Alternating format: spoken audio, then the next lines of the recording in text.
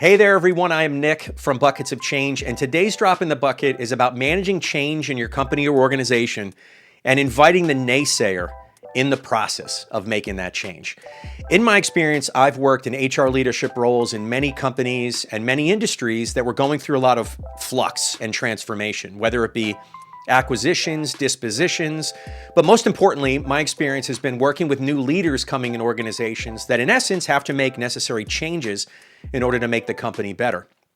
Now, people are always apprehensive with change. In my experience, that's why I love about it. I love helping people build resilience in dealing with change. And one thing I did when I worked with business leaders is to help them understand a little bit more about how change affects employees in a company, because in essence, no business leader can make the changes in their company by themselves. I put these employees in 3 buckets, and it helped make sense on how people respond to change happening in your company. Now, the first bucket are the naysayers, right? These are the individuals, and you probably know who they are. There may be one person in your company or your job or wherever you work that they're the first people to say when change is happening, that's not how we used to do things, or that better not affect my job, or it was better the way we did it before. They are kind of looked at companies as a detriment to change, right? They're the ones that aren't part of the process, but they're the loudest when it comes to change happening on the negative side. Then you have a majority of employees that kind of fall in this bucket, and they're called the wait and see employees, right? They're the ones that are more curious than anything as change is happening within a company. They're the ones that have a lot more internal dialogue, like, I wonder if this is going to work. I wonder if this kind of happened before and it didn't work. Is it going to happen now? They're really, really curious, but they make up a majority of the employees at any given company that I've worked at. And then you have a small group of individuals, and unfortunately, it's a small group. They're the absolute go-getters when it comes to change. Those are the people that I spend a lot of time with, and I was that type of person in that bucket, where looked at an organization and thought, what are things we can do better, and how can I be a part of it? And that is a really exciting part of it. They're the loudest when change happens. They're the one who are chosen on committees to manage the change that's happening in a company.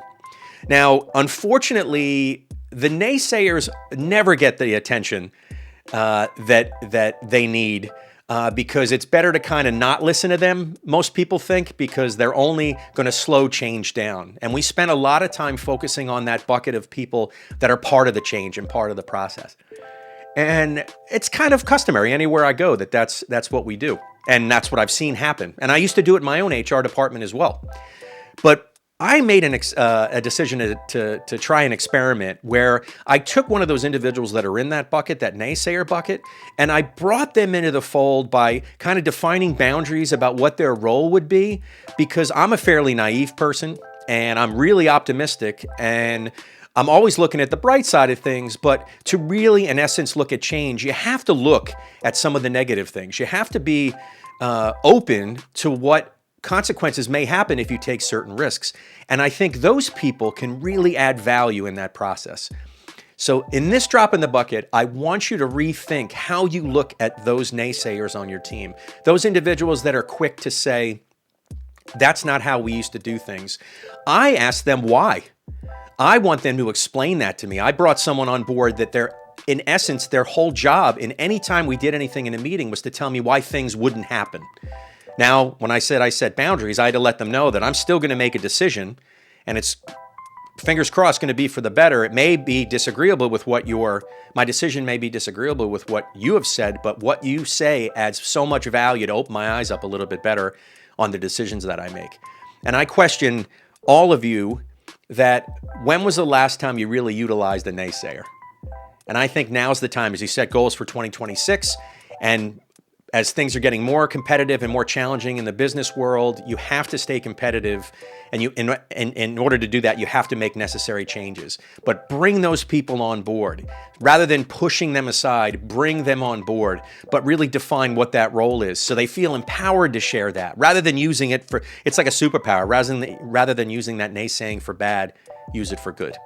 Guys, Thank you for watching this Drop in the Bucket. Remember, embrace the naysayer. Embrace the naysayer.